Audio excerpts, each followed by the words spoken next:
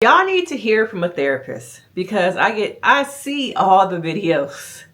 Will don't know what he talking about. He not really invested. They just not gonna work. Y'all not married.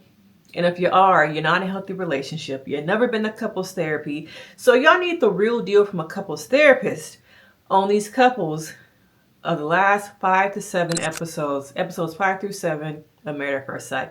So you want to hear from a couples therapist who's also happily, okay, let me put the happily, because y'all can be married but y'all ain't happy, okay.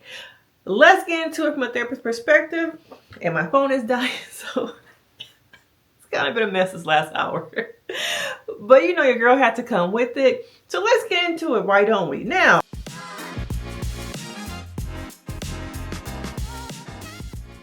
Now, episodes 5 through 7, Married at First Sight. Let me just say, if you are watching this as someone who used to watch, watch it on Lifetime compared to Peacock, it ain't the same. It ain't the same. I feel like Lifetime was more invested in the chaos, the shenanigans, the drama, and I feel like Peacock doesn't need that. So some of you are watching the season like, ugh, all these episodes, I'm binge watching them and they're boring. Because Peacock does not need the money. Peacock does not need your viewership. They get it from the housewives. So instead of this being their cash cow, it's another show, another number. Okay, we don't need the money. So we are invested in these relationships, these couples, and whatever happens naturally and organically for drama, we're going to run with that. We're not going to give them questions to ask one another. We're not going to jump in as much because we don't need it. Okay. Now we're going to start off with Brittany and Will. Okay. Now, once again, they're having some issues. And we're coming across coming back from her eating them chicken fingers. Okay. The problem with these two is that she expects him to read her mind. Will is not the best communicator. He's charismatic. He looks good on paper.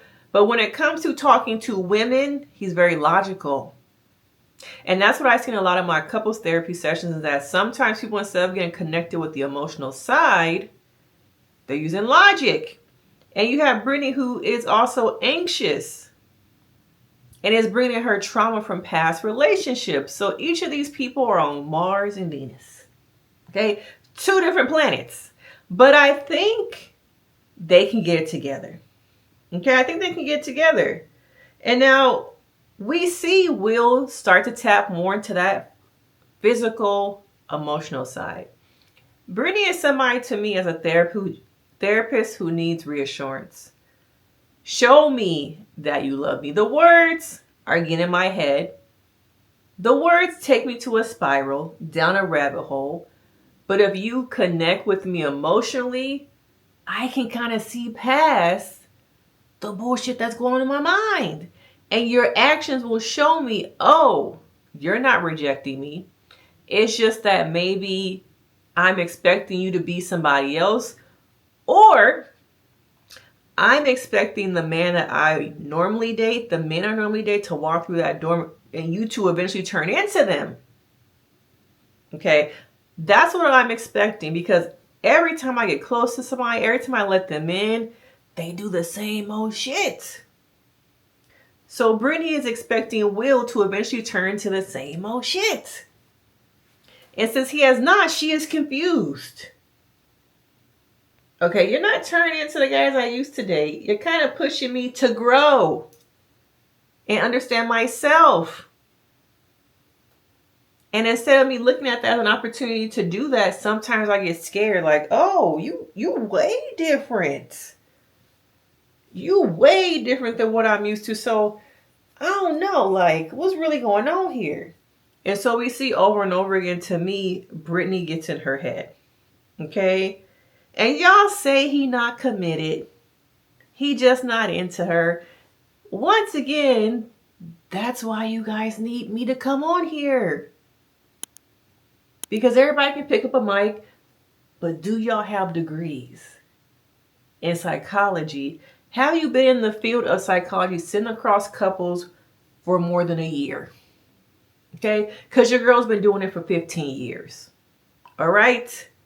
And I see this constant duality happening where one person in a relationship is bringing their trauma, and oftentimes the other person is trying to show up as what they think the partner needs in their minds. Not really asking, hey, what do you need from me? But instead, I'm going to give you what I think you need from me. How many times in relationships do you actually sit down, no defensives, not your trauma, you as an individual sit down across from your partner and truly ask and want to know? Not just asking to say you asked it. Asking to get to know her, or him, or they, them. What do you need from me? What do you need from me? I'm truly here to listen and hear what you need from me. No, you don't. Y'all ain't even got to ask. Y'all ain't even got to answer because I already know you're not asking. You're not checking in. Okay? You're moving along in a relationship the way you think the relationship needs to progress. You instead of us, we. There's too many you eyes. Okay? And so we finally get to them moving into a little fake apartment. Okay? And it's interesting. Let's talk about intimacy between them. Once again, we are what? Did they say it was 5 days in at this point? Or did they say it was a month? I can't remember. I think it was 5 days at this point. At 5 days, we are still just getting back from our honeymoon bubble. We've only been married for 5 days. Technically, probably 4, because back in the day on Lifetime, they would have the weddings, and then the next day, they would go get the marriage licenses to put on paper that they really married. Okay? So you've been married like 4 to 5 days. Okay? You led with intimacy. You led with sex. Spicy time. Okay? We're going to call it spicy time for you two. Okay? You are leading with spicy time. Okay? And because of a situation that you had during spicy time, neither one of you have come back from that moment of the oops. You shot up the club. Because that's what it really was about. You shot up the club. Okay? And you're like, oh wait, we raw dogging a little bit too much. And he will, to me, I feel like it's the one that's like, oh wait, we doing too much too soon. Shooting up the club. I barely know you. Let's take it a step back. And him wanting to take a step back, she saw it as rejection. You don't want me. You don't like me. I'm not good enough. The stuff in her head, those negative intrusive thoughts that y'all act on, that tells y'all self-sabotage, because that's what's happening. The self-sabotage, okay, is getting in the way. Instead of seeing it as like, oh, okay, let's take it a step back together and figure out what went wrong. Because we want to be intimate. We want to be having spicy time together. But we need to be safe and cautious. That to me is a person that's like, oh, okay, I understand that. But Brittany is having her trauma get in the way. Okay? And they talk about intimacy with Pastor Cal. And it seems like to me she's feeling wanted. And only feeling wanted comes through spicy time. Okay? Ask yourself in your relationships, when it comes to being intimate with somebody, is that your only way of feeling wanted? Are there other ways outside of physical connection that you can feel wanted by your partner? Is it acts of service? Is it them communicating with you more? Being intentional with dates, quality time? What are other ways other than spicy time that you feel wanted? Because in this moment, Brittany only can feel wanted by spicy time. And that is a signal of things that you can't be like that in a relationship, in a marriage. Because sometimes you're going to be having a lot of spicy time. And other times you ain't. Because you're working, career, kids. So if your only avenue to feel wanted is through spicy time, it's not going to work. And I'm wondering if her past relationships, that's how she got out. That's how she was able to feel wanted, seen, and appreciated, was through spicy time. Okay, through spicy time. And I also feel like when it comes to Brittany, she wanted a yes husband. Yes, I'll do this. Yes, yes, yes. Yes, your ideas are correct. Not the devil's advocate husband. Okay.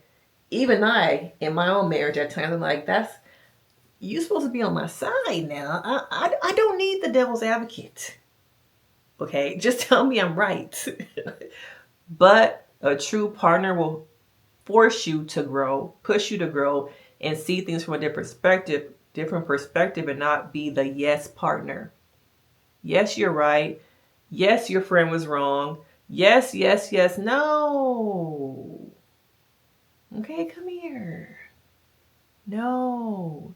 That does not foster growth. You having a partner that only says yes. No, okay? It does not. So I think through this meeting with Pastor Cal, her also being, out the bubble of the honeymoon and kind of, getting acquainted to living with somebody, talking about it. And I could tell watching them interact through Pastor Cal, I'm like, oh, she getting turned on. Okay. The way he's talking to her, being emotionally intelligent, talking about vulnerability. She's like, oh, when Pastor Cal go, oh yeah, we about to go in that bedroom and get on some spicy time right quick, because I'm feeling better. Now that I talked to you, now that Pastor Cal has kind of, given me a different perspective, and I'm looking at you and seeing the full package. Okay, I'm not so mad no more. Let me go rub on that head in the bedroom. Okay, because that's the vibe I was getting. Was like, Pastor Cal, it's time for you to go. Okay, it's time for you to go. But I think that Pastor Cal says to be honest with her. And I think vulnerability and honesty is kind of scary early on in a relationship, because I don't know how you're going to react. I've only known you for 5 days, and when I am honest with you, you don't really respond well. So as much as Pastor Cal is saying she wants you to be honest, I could tell he's like, okay, bro, I've been being honest with her, and she left. Okay, she left the room after she said she was going to go to take a shower.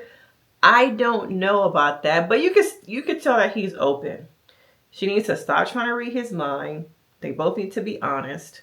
And I think understand that vulnerability in a relationship is okay. And Brittany needs to stop expecting him to turn into every other guy she's dated. Okay? Once she starts to learn that he ain't the same, that I can be vulnerable, this is a safe space, you see the change. We start to see the change throughout these episodes. Make sure I don't drop this. It changed. She was like, ugh. You see her, kikiing on the phone as he goes out of town, which is very different to me than a couple seasons ago. Was it Nashville?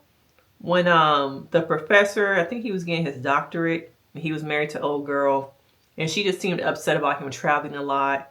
As much as he said, come with me on some of my trips, I know I travel for work, come with me, she was just kind of like, this ain't what I signed up for. Where you're seeing completely different in Brittany. Oh, he travels often for work. I'm just going to make our relationship work from a distance. I'm kikiing with him on the phone, how I miss him when he comes home. I have a little whiteboard saying how much I missed him. We're going to go do some spicy time. Even when he says, the one thing I need is just to sit next to you. She heard that. She's like, okay, I'm going to be quiet and just lay here. Okay. And then they enjoy their evening. Okay, they enjoy their evening. But I need for folks to get out of their heads and speak out loud what you're feeling, what's coming up, what you need. Okay? What you need in a relationship. Don't just get trapped by the thoughts up here. Okay? Now let's continue our deep dive. All right? On these episodes. Now we get to Meghann and Derrick. Meghann to me has resting bitch face. I'm sorry. She straight up got resting bitch face. Okay? And she's the princess bride. She is the princess bride. And no matter what Derrick says or does, it's never going to be good enough. It's never going to be good enough. And I truly hope she is not the one who gets pregnant, because the relationship is not in a place where a baby needs to enter this world, needs to enter this relationship. Okay. She admits that she's an avoider. Okay. And she is not comfortable with the discomfort of relationships. I've noticed that Meghann is someone who takes the easy way out. She even said that when starting this property business, she thought it was going to be easy. Okay. She went on Married at First Sight because it's supposed to be easy. Y'all supposed to just put in the package, give me a man, and so move on with my life. Okay. But I feel like at times I'm getting another David, and I can't remember her name from last season, but David and that girl that he was married to. Okay. David oftentimes became the whipping boy. He fell on the sword. He tried to do everything to make her happy. And no matter what, she was still unhappy because she was unhappy with herself. She's unhappy with herself. So if you are unhappy in here, you're going to just reflect that out into the world. Okay. And so they are not getting along. They're not communicating because she's a princess. And she's used to be treated like a princess. All right. And let's talk about the expectations with her dog. It doesn't feel like there was really a conversation about the dog coming into their relationship, what that's going to look like, who's going to walk the dog. How do we incorporate this dog into our relationship when we are just getting to know each other? I have never lived with you. I've never been with someone who has a pet before. And so you just expect me to have the dog sleep with us, me just to go walk the dog, not us together. Because now the dog is my responsibility. Now, did you want a husband or did you want a live-in nanny? Dog nanny. Okay, I'm not getting you want a husband. Now, I do think you want a package husband. Like, okay, just give me it all. Come fit into my life and come fit into Zoe's life. But you're not doing that in my eyes. Okay, you're not doing it in my eyes. And so she gets upset about him walking the dog, not walking the dog, him having kind of, I don't want to say a fit, but kind of like, I didn't know I was supposed to be walking your dog. Like, that's what we talked about? Yeah, that's what we talked about. What you mean you got a problem walking my dog? What you mean? She is always so defensive. And I've said a couple times in these videos, even when I was looking at the cast photos, she was not smiling. And her not smiling, go back to my live when we first talked about the cast. I said her not smiling in those promo pictures says a lot. Derrick not smiling in those promo pictures says a lot. Okay, I wonder if those promo pictures were taken after the season. Okay, because you can tell on some of those photos who looks happy and who does not. And Meghann and Derrick does not. They do not. Okay, I feel like over and over again we have seen Derrick overly compromise. And this is another theme I see in relationships where one person is always giving, giving, giving. And what am I receiving back? Defensiveness, anger, frustration. I'm not receiving love. I'm not receiving reciprocation. Okay. And so he's really trying to make this relationship work. But over and over again, she is just like, you're talking to your friends about me not wanting to have a baby? I didn't say that. But you run with your thoughts. You run with how you feel instead of thinking about us. We.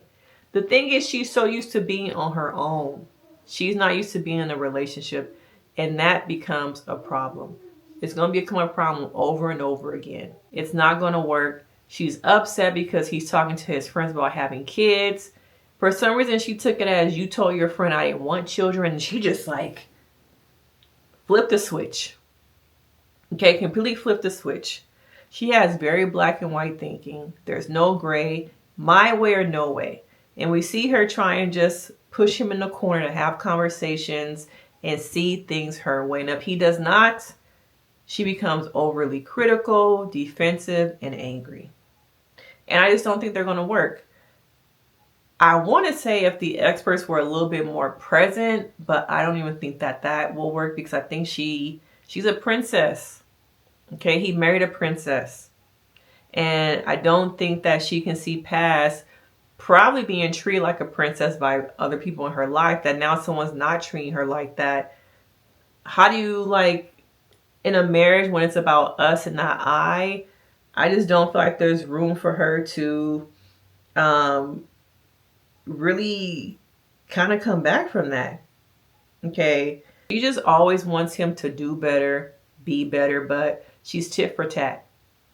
Notice how when he tries to bring up issues or things that he wants to try and work on, she flips it. Okay, now she said that he was gaslighting her, but I kind of feel like she's a gaslighter herself. Okay, she really knows how to make him feel like he's crazy, like he's the problem, like I didn't do anything. It was all you. Okay, you're aloof about my dog. You should be walking the dog. You have a problem with the dog sleeping in the bed. You have a problem with me snoring. You won't even put the toilet seat down. In relationships, sometimes instead of people taking accountability and reflecting them on themselves, oh, here's something you don't do right. Let's put it back on you. Deflection. Okay? And I just need her to see past herself. But once again, I wonder how she has been treated her whole life by family, friends, and parents, that this is the behavior everyone has tolerated. Yes, tolerated.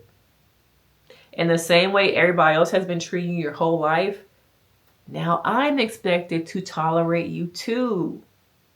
And because I am not tolerating you, I am seen as the problem. And no matter what, we're going to have another situation similar to David and old girl, where Derrick is going to always be the problem. No matter what, no matter how hard he tries, she just has these red eyes, just looking for a problem, just looking for what's wrong. In some ways, I wonder if she's just as critical as her mother. Being in that environment, growing up with a woman like that you have developed the same high expectations, but they're not high expectations. They're critical beliefs and themes in your life that everyone needs to bow down to the princess. Bow down to the princess. So they're not going to work. Okay, her rested bitch face, they're not going to work. Now let's move on to Pat and Rhonda. Pat to me is a wounded child. And I think that Rhonda in some ways is controlling because she has been hurt and control has become her way of coping. Okay, his way of coping at times is to turn into a little boy, and hers is to become defensive, similar to Meghann. And we heard at the beginning of this episode her children say, like, I hope he can deal with you, because sometimes, mama, and we're seeing the sometimes. Okay, they both have a lot of trauma. She has trauma from being in relationships with people who tell her she's too much and make her feel like she's too much. He has trauma from being with women who are probably controlling and dominating the relationship. Okay. And so we see over and over again the insecurities of both of them come to the surface. But instead of the insecurities being discussed by both, I think Rhonda tends to point the finger. Okay. She points the finger that your insecurity. I just want a strong person. You're not a strong man. You're not confident. And so when he tries to verbalize his needs and his feelings, oh, I need to go. Like, this is getting too much. Having that mirror turned on you is too much. Okay. And she has, she starts to say that she feels smothered. It's like, whoa. What happened to he wasn't asking you enough about yourself? All of a sudden you feel smothered. Okay? I just don't think that she really knows what she really wants. She's been single for 25 years. And I said before, it was going to be very challenging for her to go from being single for 25 years to now being married and living with someone. And he recently, only in the last, I would say probably 5 years, divorced his wife. I just don't know about y'all. I think there's potential there. I just think in some ways y'all move too fast. Intimacy, saying I love you. I think that Pat is also a people pleaser. Okay? And Dr. Pia arrives. Finally, another expert. Okay? Another expert finally arrives. And Rhonda is defensive. She's feeling what's happening in all her relationships happening now. Okay? They trigger one another. They trigger the insecurities of her feeling like she's too much and him feeling like I have to walk on eggshells and I can't be honest. Similar probably to his last marriage. And he's so wounded by that last marriage that he's bringing his stuff. She's bringing her stuff in. And what do you know? It's pouring into the foundation of their relationship. Each of them bringing their separate traumas. And even watching this, I see how Dr. Pia is looking at Rhonda. Like, Rhonda is the problem. It's not Pat. It's Rhonda. And until Rhonda can get to a place where she can self-reflect and be ready to see that I'm part of the issue and not run, then this is how it's going to be the next 4 to 6 weeks. This is how it could be in your marriage. The rest of y'all say that you want to stay with each other past decision day. But both of them are bringing in the stuff from their past marriages, and I don't think they've done enough therapy and self-work to see, okay, I need to heal from both my marriages. I need to heal and really work on myself so I can be a better version of myself. Not so much to be married again, but just to be comfortable with where I am and to love me and see past the traumas. But in their relationship, I feel like they just move kind of too fast and they trigger one another. Okay. And Rhonda tends to retreat and run away, while Pat tends to retreat and go inward. Notice how they both, when they, feel triggered by the other person, what do? What are their responses? And some of those things I want you guys to look at. What are your responses? How do you communicate when you feel triggered? Do you notice that you're getting triggered? Or do you project that onto your partner? Okay, how does projection show up in your relationship? Now, when it comes to Belynda and Chad, it's interesting because I feel like Chad has been married 4 times, which was a red flag to me. But I feel like he's showing up different. But I think he was also not ready for the level of cameras that were going to be on him. Now we see him trying to share how he feels about Belynda, and the camera crew interrupts. Oh boy, he was not happy. I think he's somebody who needs just time to articulate his words. And I feel like with this show, it's a little bit more fast paced. Like, can we get you to say that again? Can you look this way this time? Can you say it louder? Can you look in her eyes? Can you focus? Don't look at the camera. And that camera stuff gets in the way of him just being himself. And I feel like he becomes frustrated. Now, people might feel like, oh, he has an anger problem. Look at him getting angry and being disrespectful. Now, it could be seen as disrespectful the way he was talking to production. But I think genuinely he was trying to have a moment. But it just takes him a little bit of time to get comfortable. He's tense. Okay? He's been through some things with other women. And I think the level of cameras, how often we're filming, they're in our face, it just gets a little bit overwhelming. I think he started to lash out a little bit. And maybe there was a better way of him communicating, like, hey y'all, calm it down now. Calm it down. Let me get to it. I'm gonna tell her how I feel. Y'all stay over there behind them cameras. Now, Belynda. And you could just tell her, all right, guys, I'm done filming. Okay, I'm ready to go. We're going to finish this a little bit later. Okay, we're going to finish this later. We're going back to the room. But over time, when it comes to Belynda and Chad, I'm enjoying seeing them say, I love you, really get to know each other. It's good to see. And I think, production just tried not to direct them as much. Okay, but I don't think that Chad was ready for the TV and the cameras. He was ready for a wife and to be loved. And we see him falling more and more for her. But I think the whole TV thing, he ain't for that. Okay. And I don't think he really realized how much the TV thing was going to get in the way. All right. Now he says that he loves her. She doesn't say it back right away. She's taking her time. And I wonder if these other couples are saying I love you because it feels like the right thing to do. Because we're married, because you said to me. In your own relationships, have you sometimes got caught up in the moment that you're like, yeah, I love you too, even though I'm not feeling it right now. I don't want to leave you hanging. The people pleaser in you. Okay, the people pleaser. Now, we see the groups have a get together. This felt very organic. Now, watching this on Lifetime, I remember seeing how it felt as if production was doing this as a scene, as a way to create drama, as a way to feed them questions to ask one another. And oftentimes one person became the dominant one who was going to be the one to ask the questions. But, you know, watching the ladies get together, watching the men get together in these episodes, it felt genuinely like they like each other. And I don't know when's the last time we had a season where the wives and the husbands actually like each other, y'all. They seem like they actually like each other. All right.